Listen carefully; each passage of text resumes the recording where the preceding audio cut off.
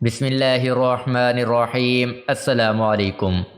روزانہ واقعات سننے کے لیے اس چینل کو سبسکرائب کر لیں۔ حضرت شاہ عبد العزیز رحمۃ اللہ علیہ اپنے مدرسے میں تھے۔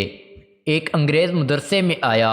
وہ آ کر حضرت سے کہنے لگا، آپ مدرسے میں بچوں کو کیا پڑھاتے ہیں اور آپ کے بچے کیا بن کے نکلتے ہیں؟ آپ ان کو انگریزی پڑھائیں، سائنس پڑھائیں تاکہ ان کی عقل کھلے، ذہن کھلے۔ دیکھو، ہم اپنے بچوں کو انگریزی پڑھاتے ہیں، اس لیے تو میرے بچے کی عقل بہت تیز ہے۔ جب اس نے اپنے بیٹے کی طرف اشارہ کیا کہ میرے بیٹے کی عقل بہت تیز ہے، تو حضرت نے اس انگریز کے بیٹے کو بلایا۔ قریب ہی وضو کرنے کا تالاب تھا۔ حضرت نے اس بچے سے پوچھا، اچھا بتاؤ کہ اس تالاب کے اندر کتنے پیالے پانی ہے؟ اب وہ انگریز کا بچہ حضرت کا منہ دیکھنے لگا، وہ کیا بتائے کہ تالاب میں کتنے پیالے پانی ہے۔ پھر حضرت نے اپنے ایک طالب کو بلایا اور اس سے پوچھا کہ بتاؤ اس تالاب میں کتنے پیالے پانی ہے۔ اس نے کہا، حضرت اگر پیالہ اتنا ہو جتنا یہ تالاب ہے تو ایک پیالہ پانی ہوگا، اور اس سے آدھا ہو تو 2 پیالے پانی۔ ایک مجلس میں یہ مسئلہ چلا کہ ایک آدمی نماز فرض پڑھ رہا تھا۔ اب اس کو 2 رکعات کے بعد اتحیات میں بیٹھنا ہے اور عبدہ و رسولہ پڑھ کر کھڑا ہو جاتا ہے، مگر وہ بھول گیا اور عبدہ و رسولہ کے بعد آگے درود شریف بھی پڑھنے لگا تو کیا ہو گیا؟ اس پر امام اعظم ابو حنیفہ رحمۃ اللہ علیہ نے فرمایا کہ اگر اس نے اللہم پڑھ لیا اور کھڑا ہو گیا تو سجدہ سہو نہیں، صلی پڑھ لیا کھڑا ہو گیا سجدہ سہو نہیں، اللہ بھی پڑھ لیا کھڑا ہو گیا تب بھی سجدہ سہو نہیں، لیکن اگر محمد کا لفظ پڑھ لیا تو اب سجدہ سہو واجب ہو گیا۔ جب انہوں نے یہ فتویٰ دیا تو رات میں اللہ کے رسول صلی اللہ علیہ وسلم کا دیدار ہوا۔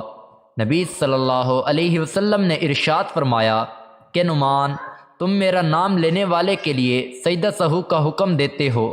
تو عرض کیا، یا رسول اللہ صلی اللہ علیہ وسلم، جو آدمی قاعدہ میں غفلت سے آپ کا نام لے میں اس کو سجدہ سہو کا حکم دیتا ہوں۔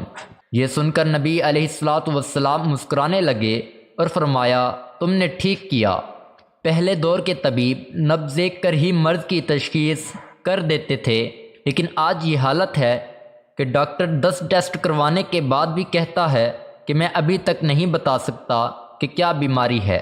پرانے زمانے میں ایک طبیب تھا، وہ اتنا متقی تھا کہ عورتوں کو ہاتھ نہیں لگاتا تھا، لہٰذا وہ عورتوں کی کلائی پر دھاگا بندھوا کر ان کے مرض کی تشخیص کرتا تھا۔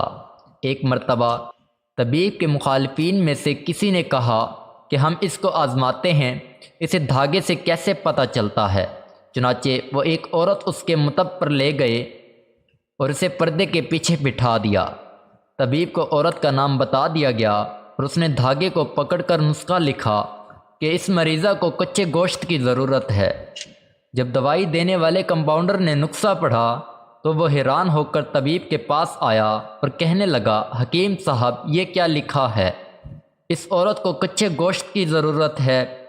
حکیم صاحب نے کہا، ہاں، دھاگے سے مجھے اس کے مرض کا یہی پتہ چلا ہے۔ جب مریضہ کو بلا کر پوچھا گیا تو اس نے کہا کہ میں نے بلی کی کلائی پر دھاگا باندھا تھا۔ اصل میں وہ عورت ایک بلی لے کر گئی تھی تاکہ حکیم صاحب کو آزما سکے۔ پیارے دوستو، مزید اس طرح کی واقعات کو سننے کے لیے ہمارے چینل کو سبسکرائب کر لیں۔ جزاک اللہ، شکریہ۔